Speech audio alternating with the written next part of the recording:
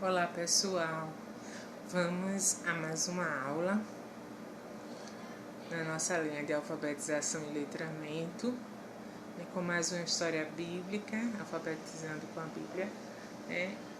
Mas antes eu queria deixar uma recomendação de uma literatura boa para vocês lerem.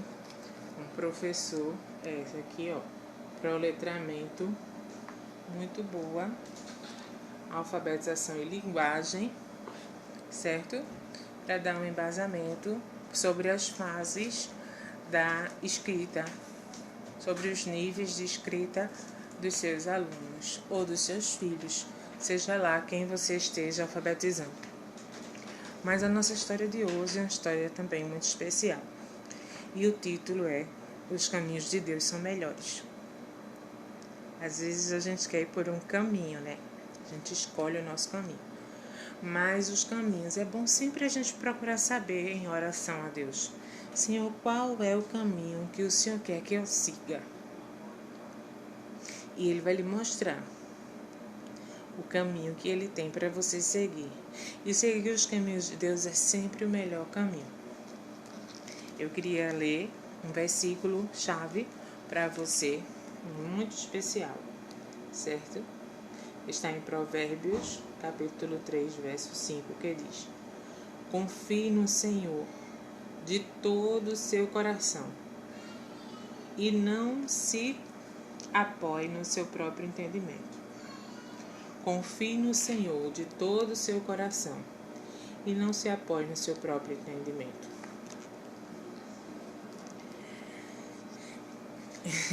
Algumas pessoas têm mania de dizer assim: e agora José? Mas José foi a aula passada, né? E a nossa história começa com essa pergunta, mas não com José, com Moisés dessa vez, viu? E agora, Moisés, você nos trouxe para o deserto para morrermos? Essa era a reclamação dos israelitas. E agora, Moisés, você trouxe-nos para o deserto para morrermos? Por mais de 400 anos, os descendentes de Jacó pediram que Deus os libertasse, pois eles eram escravos no Egito. Deus ouviu as orações do povo e enviou Moisés para falar com Faraó. Só fazendo uma breve observação. Vocês sabem que José se tornou quem? Governador do Egito e salvou muita gente lá no Egito de fome. E a família de José foi crescendo, porque ele levou toda a família dele para lá, quando eles se reencontraram, coisa e tal. E o povo de Israel começou a crescer, cresceu muito. E os faraós foram mudando, os reis foram mudando, a ponto de chegar um faraó que não gostava do povo de Israel. A essa época, José já tinha morrido, fazia tempo. E o povo ele tornou o povo escravo. E ele começou a colocar o povo para trabalhar, para o Egito. E o povo começou a sofrer muito e começou a clamar a Deus. Então Deus levantou um líder para libertar o povo, que foi Moisés, criado pela princesa, filha do faraó, que encontrou Moisés lá no rio. A mãe dele deixou ele num cestinho, Miriam ficou de olho, a irmã dele, e a princesa tinha ido se banhar, encontrou Moisés e criou Moisés, já que ela não podia ter filhos.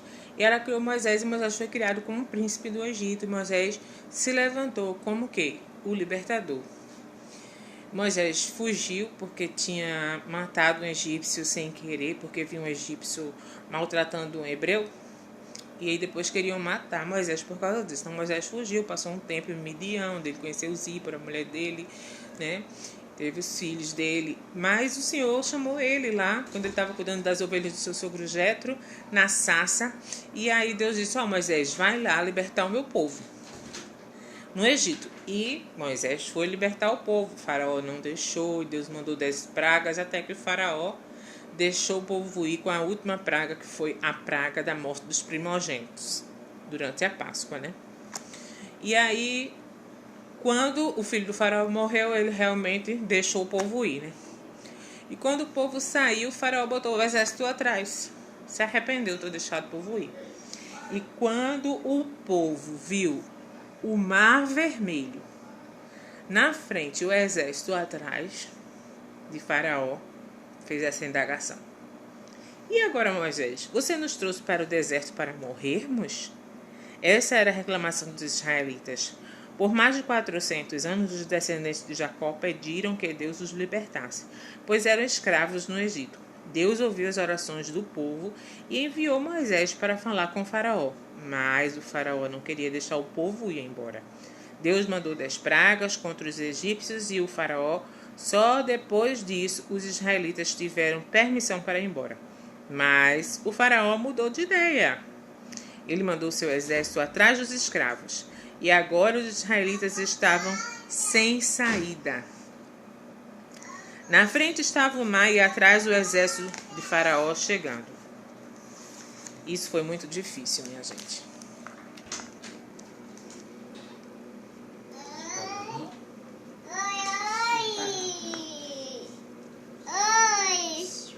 Tá aqui, olha. Tá vendo, Landinha? Moisés na frente do Mar Vermelho, montanha de um lado, montanha do outro, na frente o mar e atrás o exército de Faraó. Que situação difícil.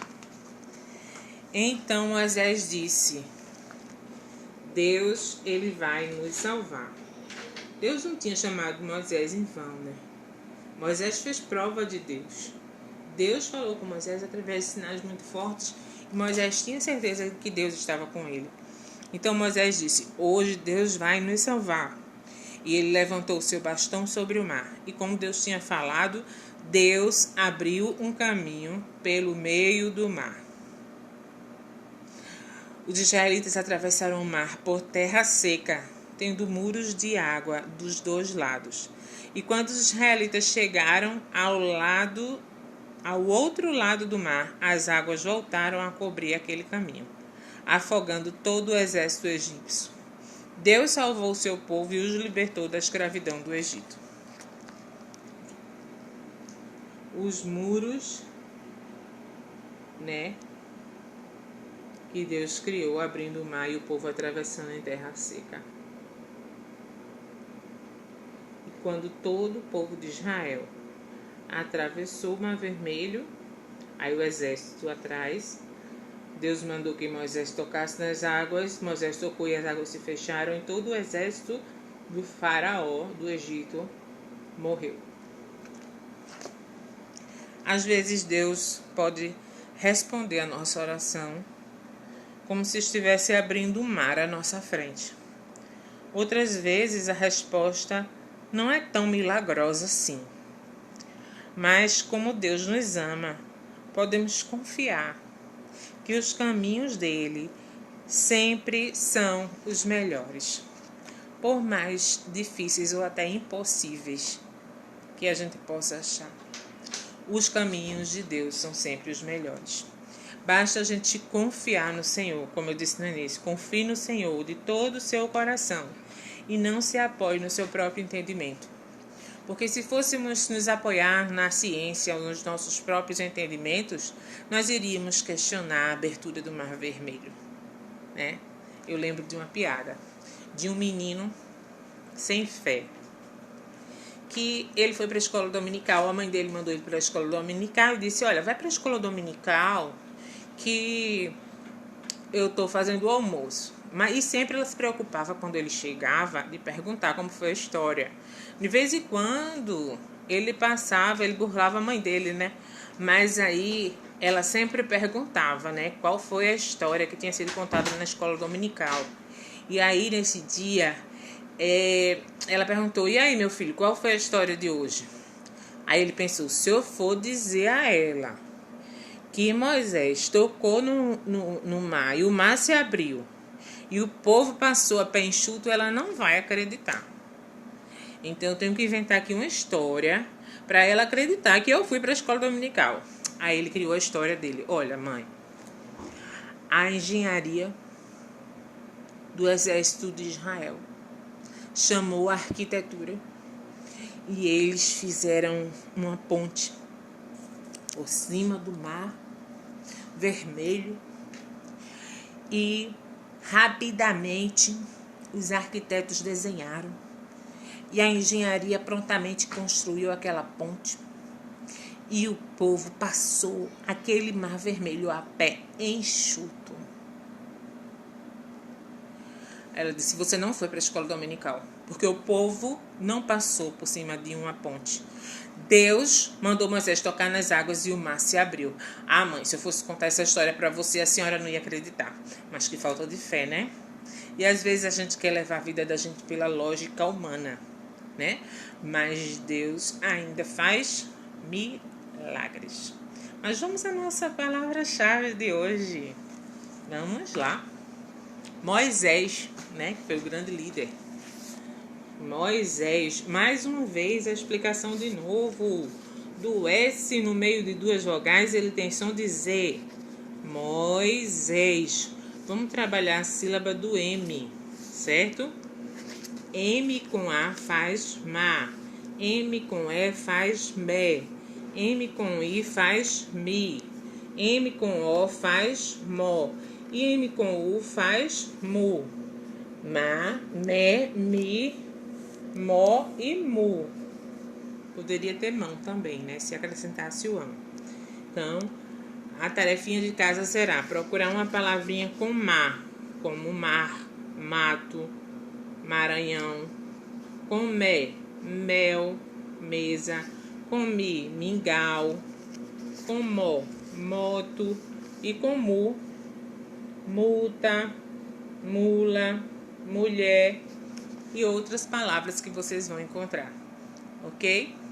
Podem encontrar figuras também e colocar junto da palavra para melhor assimilar. Então, até a próxima aula com mais uma história da Bíblia e com mais um padrão silábico para a gente aprender a ler. Ok, crianças?